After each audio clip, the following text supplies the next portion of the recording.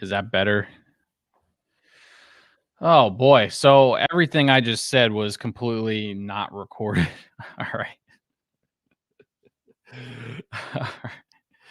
Give me a mic check for like 10 seconds.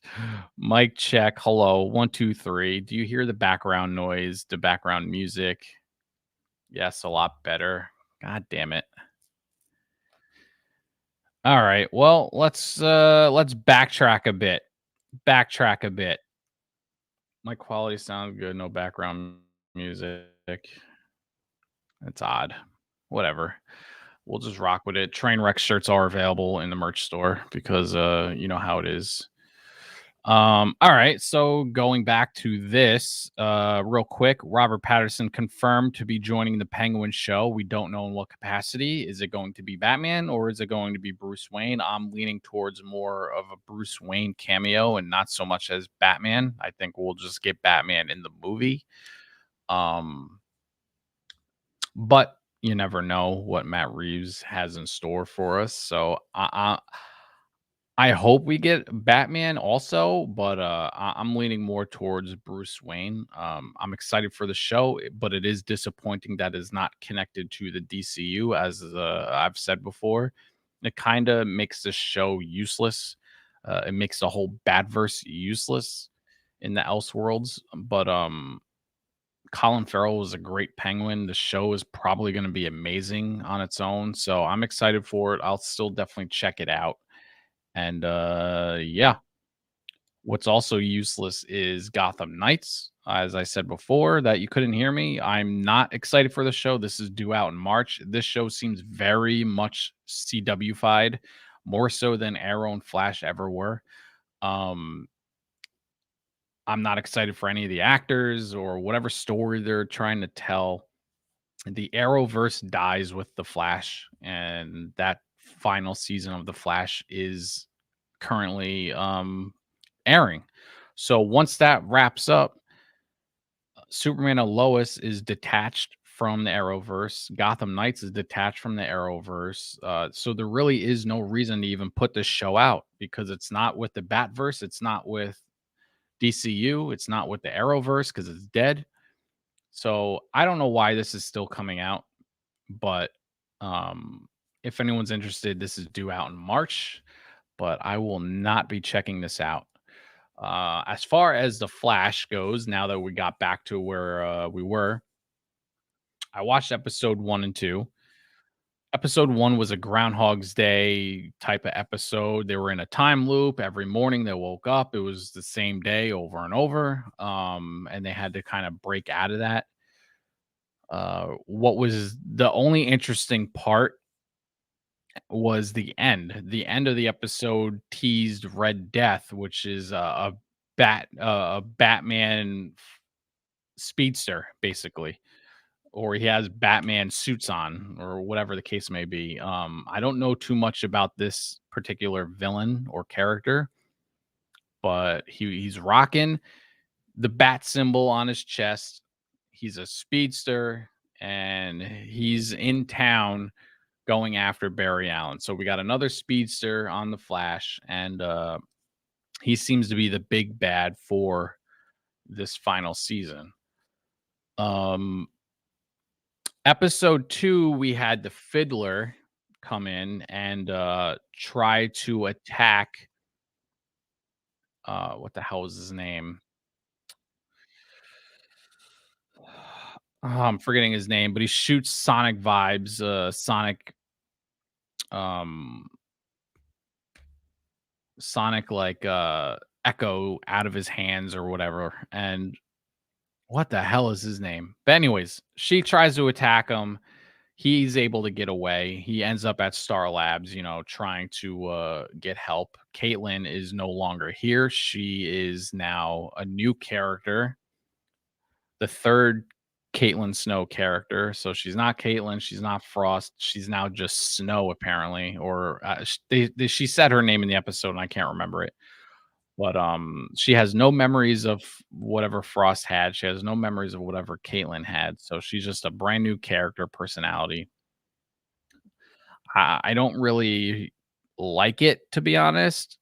I feel like for the final season, we should get Caitlyn back, have the original character, and really cap off the season right. But here we are, final season. We have a brand new Caitlyn Snow, so we'll see how that goes. But overall, the episode was okay. They were able to stop the Fiddler, but she did get away with the gauntlets that the other guy was wearing that she was attacking in the beginning of the episode, and they brought the gauntlets with Captain Boomerang to Red Death, and they basically used the gauntlets to, I guess, the idea was he's stuck in a vibration and he can't go back to his normal life form. Um, so he's stuck in a speed vibration. The gauntlets counteract it and bring him back and stop the vibration from moving so fast. And he zips around the city, ends up on the roof of a building, and that's when you actually see him in his full red suit with the bat symbol glowing. And he basically says, "Barry, look out, I'm coming for you," type of thing. So it was a solid episode. The first episode, I'd probably give it like I'm kind of tired of shows doing Groundhog's Day. It just seems to me like they just don't know what to do, and they're like, "Let's do a Groundhog's Day, so we can just repeat the little story we have over and over." And I probably give that like a 4. The second episode was a little bit better. We had actual, fight scenes and stuff. So I'd probably give it more of like a 5.5, maybe 6. And I think moving forward, we're now that Red Death is actually live and in person, we're gonna start seeing him interact with the Flash more and really kick off why this is a major threat. Um, so we'll see. It's not a very long season. I think we're only getting 13 episodes, so they kind of have to like rapidly get to the story and not fool around with these like filler type episodes, in my opinion.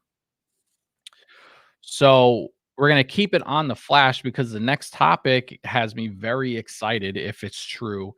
There is now a new heavy rumor that Grant Gustin is slated to replace Ezra Miller as the Flash in the DCU moving forward. If this is true, my prayers have been answered. Spartacus's prayers have been answered. Um, a lot of people's prayers have been answered because let's be real, Grant Gustin is the best live action Flash that we've ever had. Um, like obviously he's on the CW, so the drama is obviously there. The writing is very CW, but his personality as the Flash is exactly what I wanted. Um, he has the look of Barry Allen that I would want, right? He's not he's not overly nerdy and awkward. He's the right amount of smart, witty, uh grounded. Like he's he's what I would want from the Flash. So if this is true and he can kind of take what he learned and apply it to the movie and have the actual writers of a new Flash movie um really give him powerful scenes, I think he'll knock it out of the park. Yeah, I think he's done with when he said he's done being the Flash, he means on the CW. Because if WB hands him a check and says, "No, you're still the Flash. You're just going to be the big time Flash on the movie side." There's no way he turns that down. Why would you? So I think if this is true, this is a major win for James Gunn. It'll put me back in his good graces because some of the DCU direction I'm not crazy. I'm not. not super happy about, and Superman being one of them. But like we said, in our reaction and in the theater room, the Flash movie looks fantastic, despite Ezra Miller trying to bomb it. So I'm excited to see that movie, and if this movie really does reset the DCU and somehow gives us Grant Gustin walking out of a Speed Force or something like that after the whole Flashpoint gets reset, it would be killer. On Facebook, somebody says also rumor that Christian Bale is going to be in the Flash movie. That would be incredible. That would be incredible. If we can have those 3 Batman and like, why stop there? Just throw Robert Pattinson in there, right? Just have all 4 Batman in there. Why not? But if we get Bale, more the merrier. More the merrier. So, um, that's major news if this is true. I very much hope so that it is.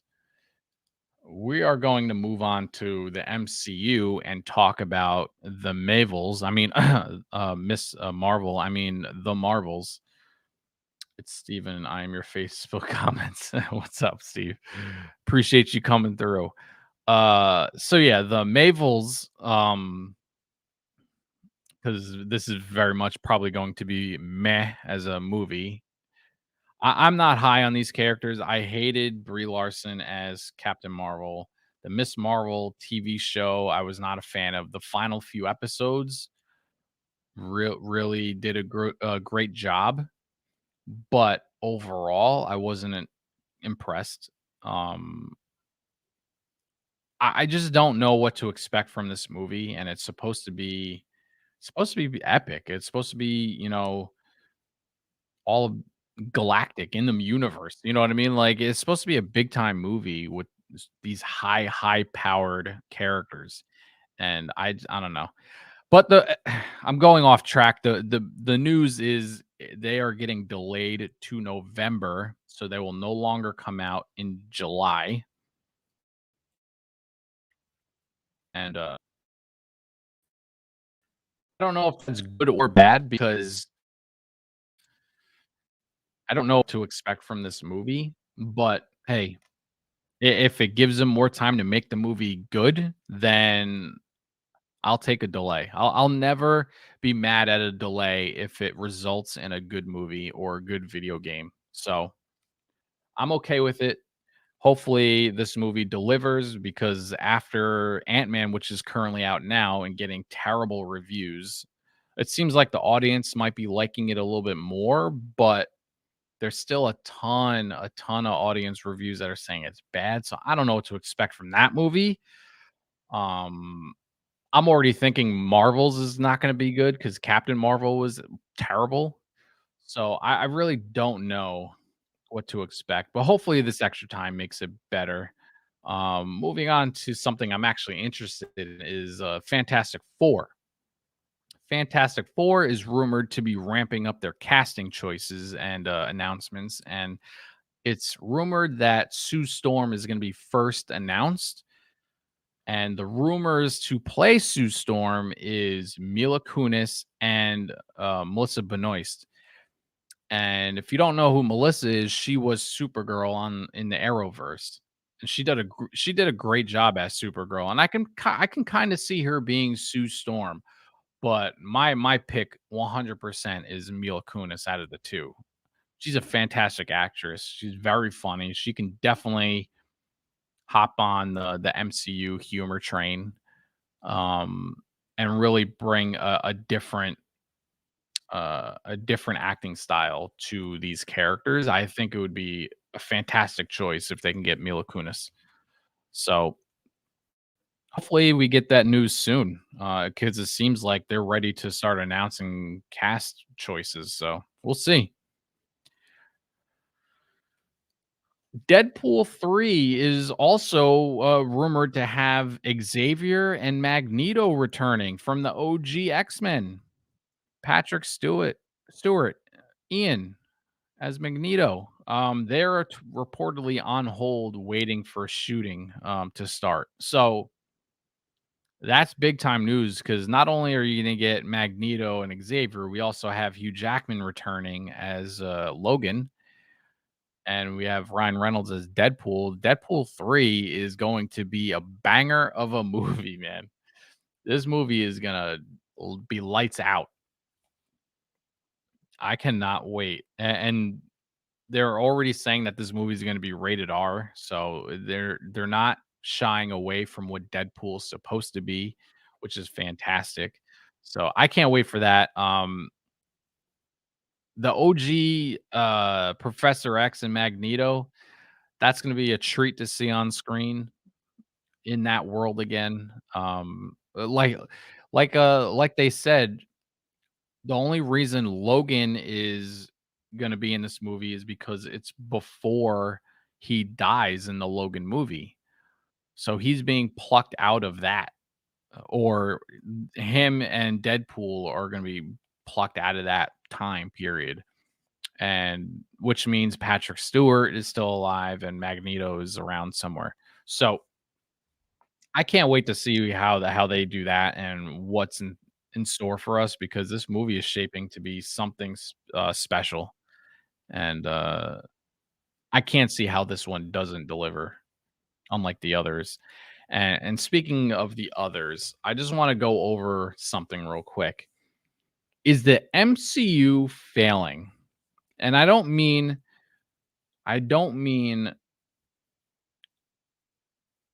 um m- how do I say this? I don't mean numbers wise as far as how much money they make, because clearly no matter what they put out, they're going to make money. We're all going to see it regardless of how bad the movie might be, right? Um, but are they failing? Did they lose their way? I have a theory that the MCU is really missing the Russo brothers. Because if you think about it, the Russo brothers really set the tone for the last saga.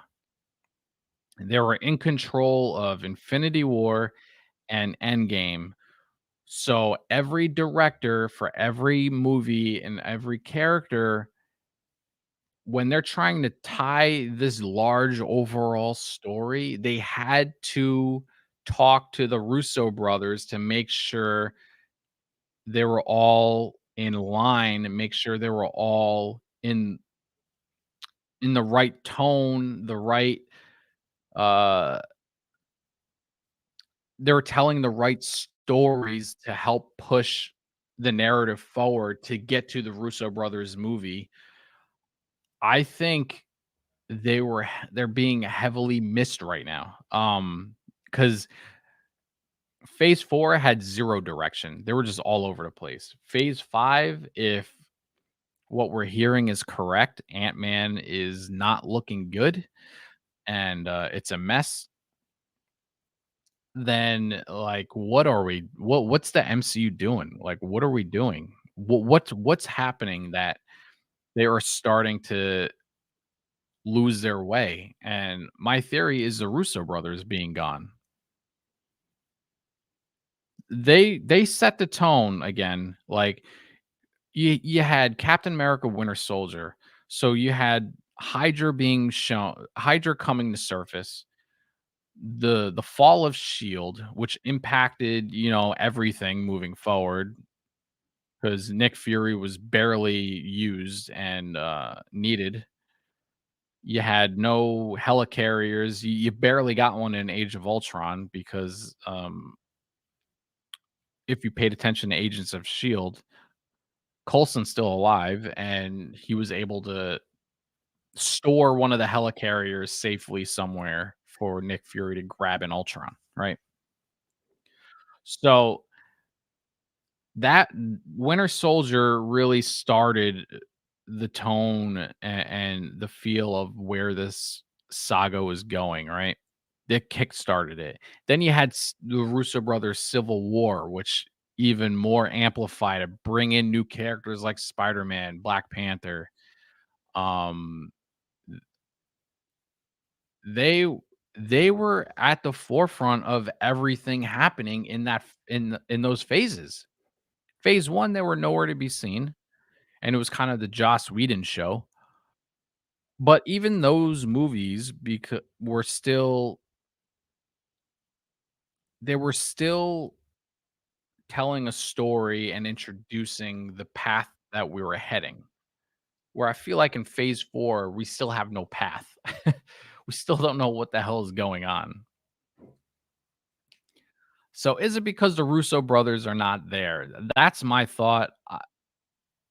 Apparently, later in the decade, I think I reported earlier episode that the Russo brothers are willing to come back later in the decade, which would be, 2027, 28, 29, 30. Um, if that's the case, we're gonna be in a new saga at that point. So they're gonna return and kind of kick off the new saga. So is this saga doomed to fail as far as important excuse me, importance? Is it doomed to fail as far as quality? Again, we know the money numbers are going to be there. It's gonna make money, but is it gonna lose a lot of people's interest to continue with the MCU if it just continues to produce bad movie and show after bad movie and show? We'll see. Apparently, they're scaling back the shows. We're only gonna get, like, 2 shows a year instead of 3 or 4. We're only gonna get 2 movies a year instead of 3 or 4. They kinda got a little crazy in phase 4 and rapidly kicked out multiple projects, and a lot of them missed. So, we'll see if the scaling back helps, if it improves the overall quality of the movies and the TV shows they're producing. Um, if it doesn't, then I think they really need to, get the Russo brothers back or figure something out and right the ship because, they're way off course right now, and, Ant-Man is supposed to reel us back in, and if everything we're hearing is true, ends up happening, because 'cause I'm probably gonna see the movie tomorrow, so I'll get my own opinion on it, but if everything is true that we're hearing, then we're starting phase 5 miserably. So, we'll see what happens. I have faith in the MCU to right the ship good because they're the pioneers of the ship. So, hopefully we can really crank out some stellar movies and shows in the future, but, we are missing the presence and direction, of the Russo brothers in the MCU. The you can't tell me otherwise. Everything Marvel is great. What's up, Captain? I know who that is. But yeah, so Russo brothers, please come back. Help the MCU find their way because it looks like it may be needed. Next up, something that really surprised the hell out of me. Apple Plus released a trailer for a movie they're making called Tetris. And when I saw this, I'm thinking, is this Tetris the game or is this something completely different? So I watched a trailer not really knowing what it was, and it's not a video game adaptation of Tetris, but it is about the game of Tetris and the journey to get this game on Nintendo, to get the rights to this game to launch with Game Boy. And you see what the guy has to do. He has to actually fly to the Soviet Union at the time because this is taking place in the 80s. So we're very much in the Cold War era, and he's going to the Soviet Union to talk about a Game Boy game with the Russian administration, right? So it's like This movie seems like it's going to be an epic thriller as much as it is a video game type of movie. So I'm super excited to see this. Trailer is fantastic. The choice in music using the final countdown is amazing. We're gonna get all 80s music in this movie because it's in the 80s. And I can't wait, man. I was blown away by this trailer, and I'm super amped for this movie. And that is going to it's a good kickoff to the gaming verse because we're ending with Tetris. So we are going to move over to the gaming verse, and we're going to talk about the New York Jets. No, we're not. We're going to talk about Madden 24. EA is reportedly saying that this is a make or break year for Madden. If Madden 24 does not deliver the numbers and the fixes and quality that Madden's known for in the past, and they have another failed year because Madden 21, 22, and 23 were all failures in the eyes of EA. I think people are starting to realize that they don't want to spend 60 to $70 on just a roster update. They're not innovating the game anymore. They're just copying, pasting, and just changing players' numbers, right? And names on the back. So if if Madden 24 fails again, right? EA is going to clean house in the department that runs Madden, and they're going to bring in all new people, and that could get exciting. So I'm almost like rooting for Madden to fail in a sense because Madden desperately needs uh they desperately need change. They desperately need to make the game more fun, um more innovative, and really try harder to bring the game of football into our hands, right? On our in our controllers. So I'm kind of hoping Madden 24 fails. I'm probably not getting it. I normally don't get Madden games anymore because I don't want to spend money on a roster update. Um, so I'm probably not gonna play it unless it's like super on sale at one point. So hopefully, I'm kind of hoping it fails and we get the change that's desperately needed in Madden. We're gonna stick with EA or not. We're not gonna stick with EA. I totally lied. We're gonna move on to Horizon Forbidden West. Horizon Forbidden West is joining the PS Plus Extra and Premium collection. So if you're a PS Plus Extra or Premium member, Horizon Forbidden West will be available to you for free in the collection, which is big time because if you haven't played the game yet, I highly recommend you go do so. It's a fantastic game. It's what Zelda should be. And you wouldn't be disappointed. It looks fantastic. The gameplay is great. The mechanics are great. The story's good. I still need to complete the game.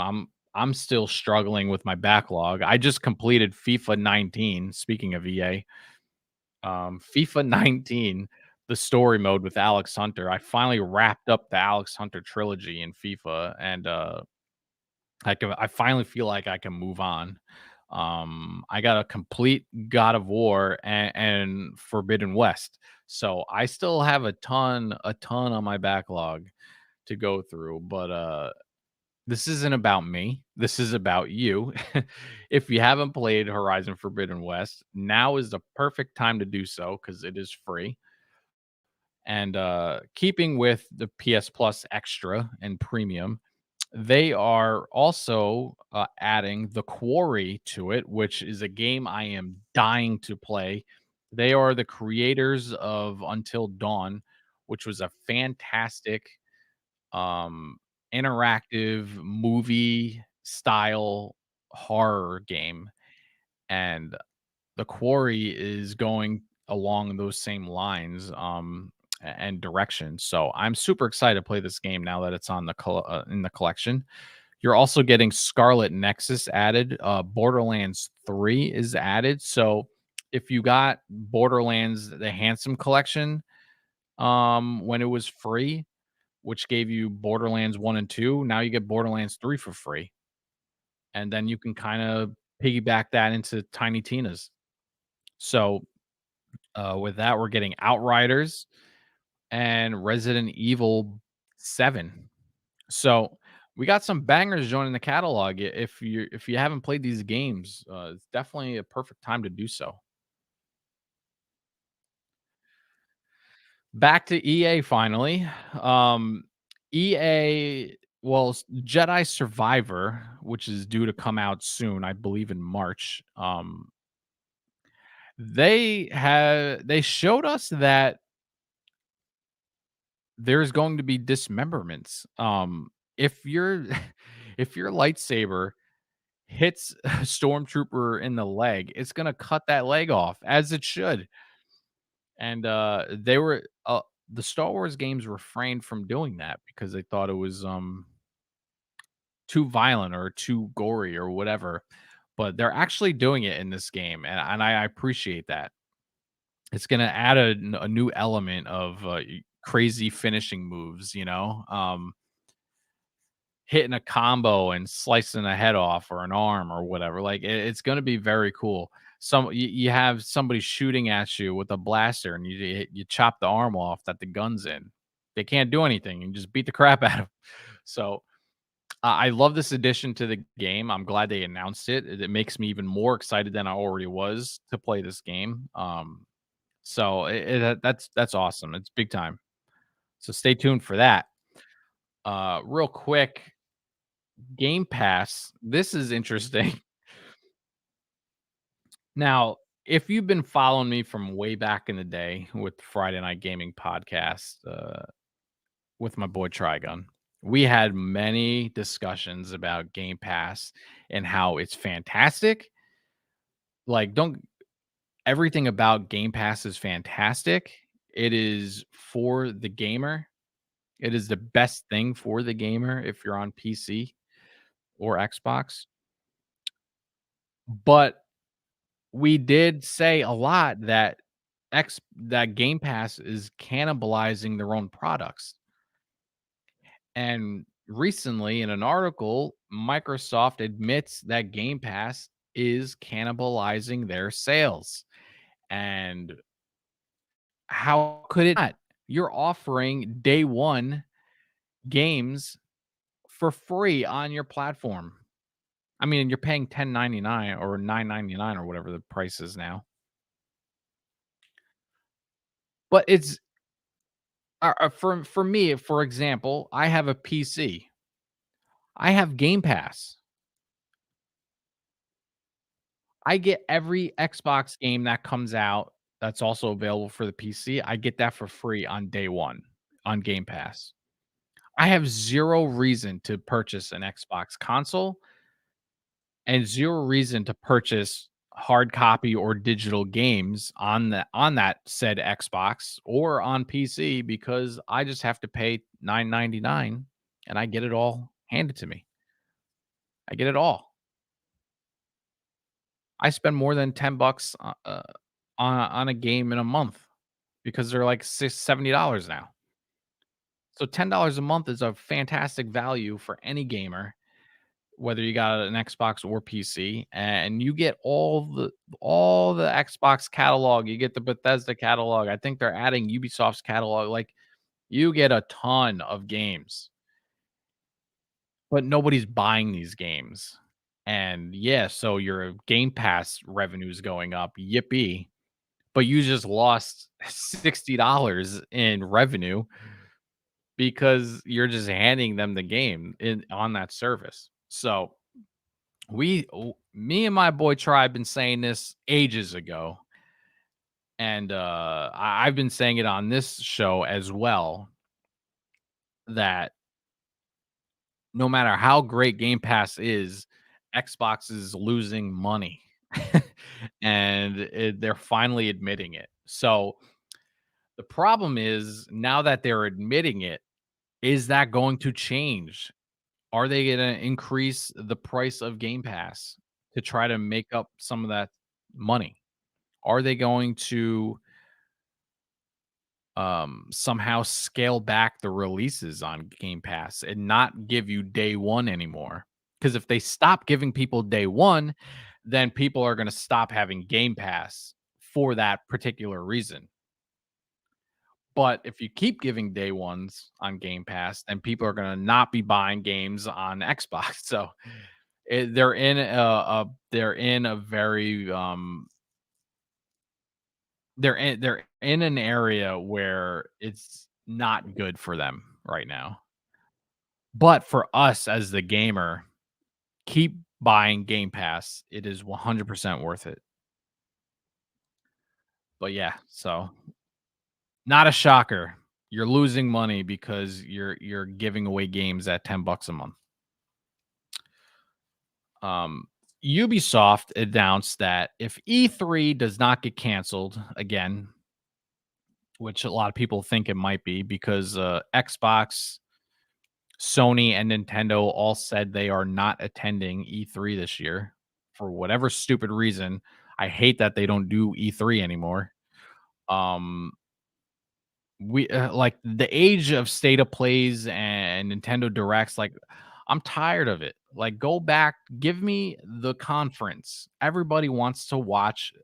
For me personally, I want to watch a 2 hour conference that's all about Xbox games, all about Sony games, all about Nintendo games, all about Ubisoft games. Like, give me all of it. Give me all the news. Like, it's the most exciting time for a gamer learning about what's to come. And you get to share the enthusiasm with other fans and writers and creatives. Like, it's just such a good thing for gaming, and they just rather send out a stupid video that most people hate watching because it doesn't give you the information you're looking for. So with that being said, if E3 is still happening, Ubisoft said they are going to be there because they have a significant amount of information to share with us. So that's awesome news for people who are a fan of Ubisoft games. Shout out to Ubisoft, by the way, because we are now a Ubisoft partner. Thank you very much. So Ubisoft has a lot to tell us, and there's still a lot for us to learn of the announcements they've had in the past. We still got Division Heartland. We got a new Rainbow Six movie coming, game, hopefully. Um, we need to learn more about the Division 2. Are they gonna actually expand it again into a new thing? Or are they gonna actually create Division 3? And we'll kind of get into Division 3 in a second, but um are they gonna give us trailers for the new Assassin's Creed? Maybe a new Watch Dogs coming because it's been a few years now. Like, eh, I'm excited. I'm really excited. So hopefully Ubisoft does end up at E3 and we get to watch the showcase together because it could be a lot of exciting news. I know I'm desperately waiting for a trailer to drop for the Division movie with Jake Gyllenhaal. I cannot wait for that movie to ever get made, but we're not hearing a peep out of that. And as far as I know, COVID completely derailed their production. And once that happens, everyone's schedules get jumbled. And now you're waiting on the actor to be available again because he was already booked for other projects and movies that are taking up that time. So I think they said the movie's on the back burner until it can really go into full production again, which is unfortunate. But maybe we'll get a surprise at E3 because E3 we always get surprises from these developers of something that we're looking for or wanting. So hopefully Ubisoft does show up and we get some banger announcements. Speaking of Division 3, um Division 1 was one of my favorite games ever. Ever. I completely loved that game. Survivor mode, attacking hunters, walking into the DZ with buddies and trying to, knock out other players, rogue agents and whatnot. Division 2 was fun. I had a good time. Story was good. They improved on a lot of things. The map was fun. The map was solid, but it felt flat. They didn't give us Survivor. Survivor was Survival was the best game mode that kept players coming back. It kept players coming back to the game after the story stuff was done. Was let's get into survival mode and see if we can outlast and extract ourselves from the dead, the drop. My God, the DZ. And it was a fun experience. And like if you died and you lost or you extracted, you regrouped in the lobby, in the train station or whatever, and you got right back in it.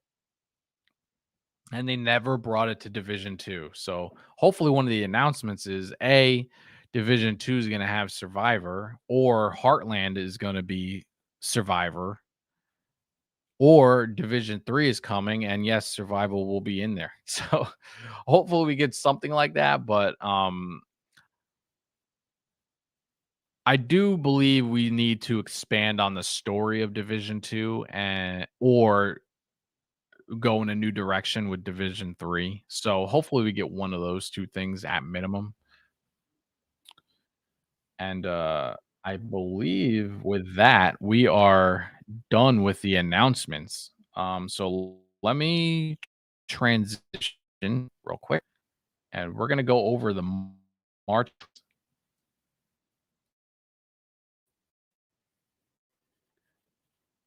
Boom. There we go. And no, the last episode of the month, we do game releases coming the next. Real quick on movie side, we have, I believe, Creed coming, and what else is coming in March? I'm drawing a blank. There's something else that I had in my head that's completely gone.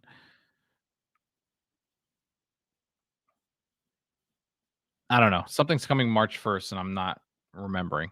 But with that being said, we're in the game releases time. So the day before is not coming March 1st. This was moved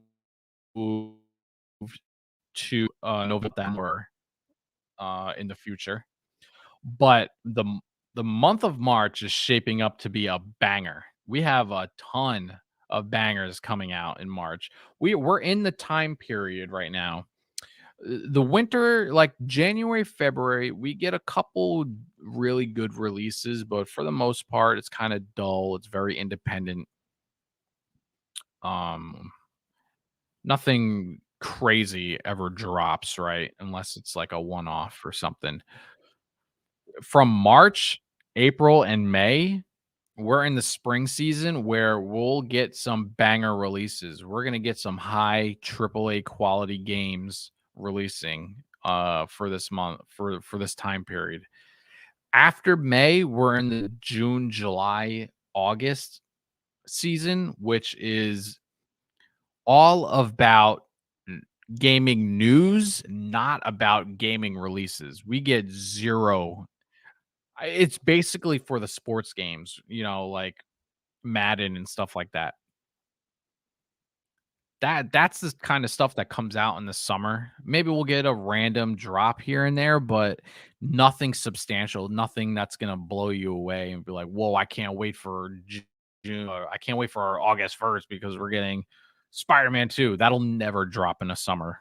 That'll never drop in the summer. It's the big time AAA games are gonna be 100% in the fall or the spring. So the we're approaching the spring season and it's gonna kick off with this March. So March 1st, we have Fight and Rage. That's Xbox and PlayStation. We have Leap on March 1st on Xbox and PlayStation. We have King of the Castle, which is March 2nd on PC. Now, Woe Long Fallen Dynasty is a game. It's a possible banger alert.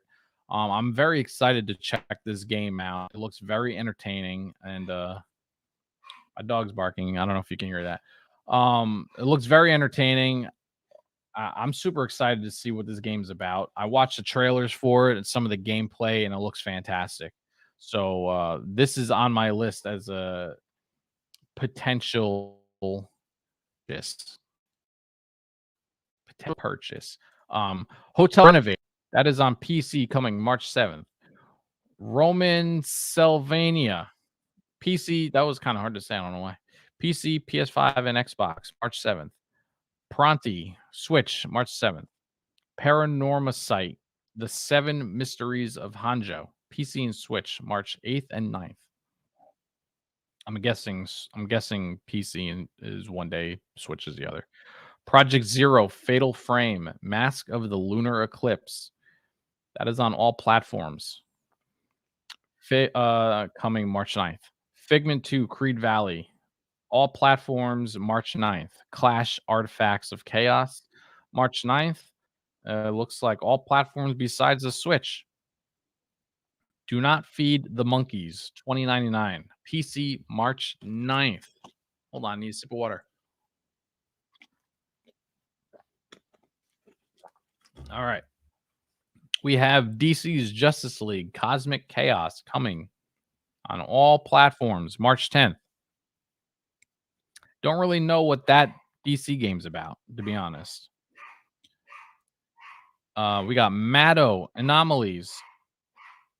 PC, PS4, Xbox, and Switch March 10th. Rough Justice 84. So I'm guessing it takes place in the 80s. March 13th.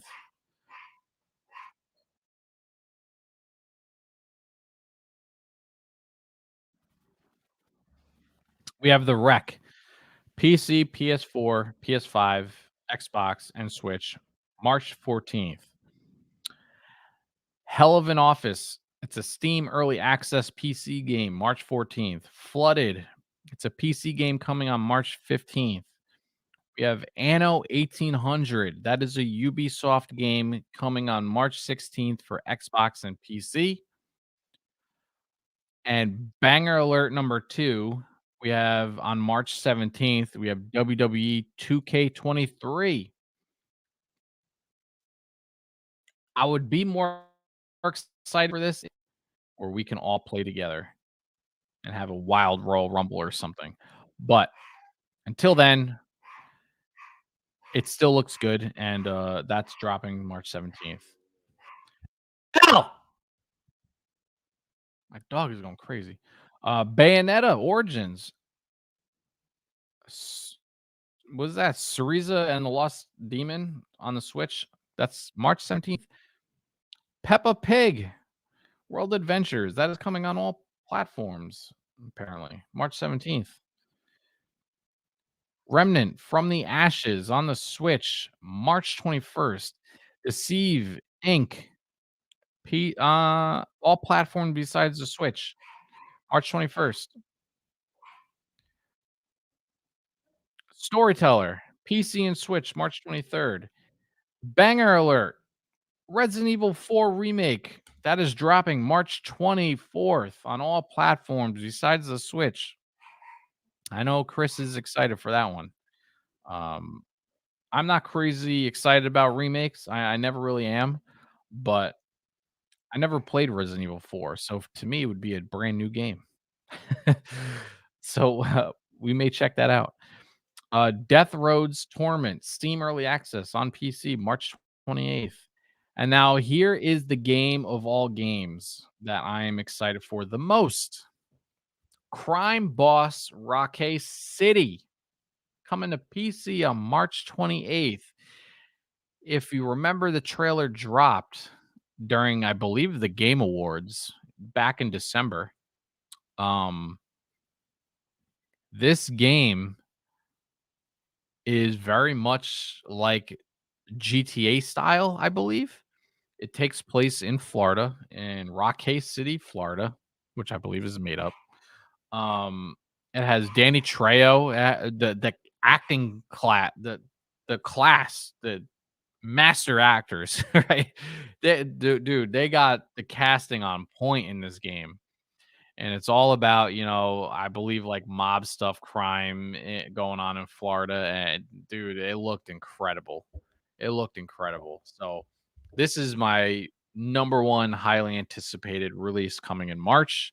Unfortunately, it's at the end of the month, but this is one I can't wait for.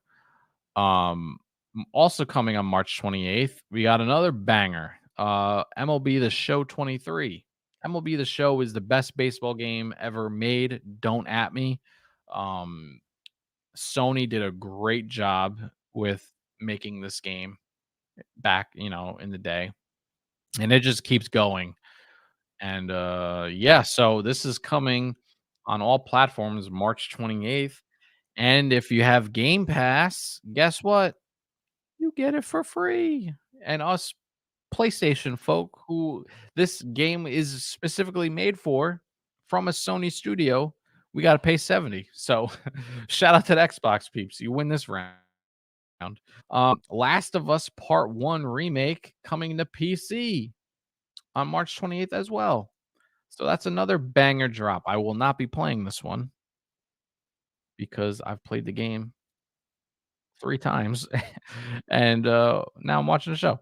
Um Raidborn Steam Early Access PC March 29th. Total Tank Generals March 30th. The Great War Western Front PC March 30th. Dredge PC all platforms March 30th. Saga of Sins, all platforms, March 30th. Fitness Boxing, Fist of the North Star on Switch, March. And System Shock coming March 30th, I imagine, to PC. And that is your March video game releases for next month. Like I said, we got some solid bangers coming March, and April's going to shape up to be even bigger, I believe. So stay tuned for that in a future episode. But let's go. I can't wait. We got a ton of stuff. Thank you for rocking with me tonight. Real quick on the comic book side, if I can remember correctly, we have a new Teenage Mutant Ninja Turtles comic book coming, and they are going up against. Let me just pull it up here so I remember.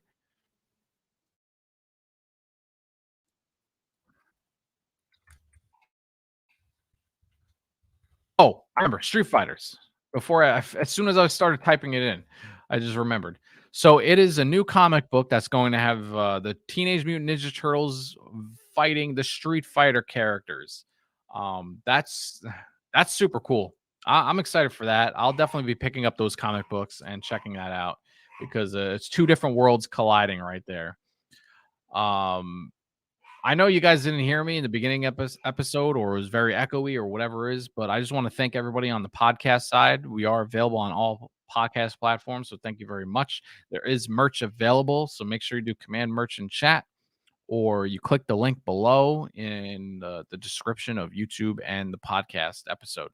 So thank you very much. This is Multiversal Podcast, episode 23. We will be back in 2 weeks with episode 24. And yeah, that'll do it. I appreciate you all coming and rocking with me. Thank you to One Shot. Thank you to the captain and everybody else lurking. That's going to do it for us. And Gen Nation, we are outie. Peace, everybody.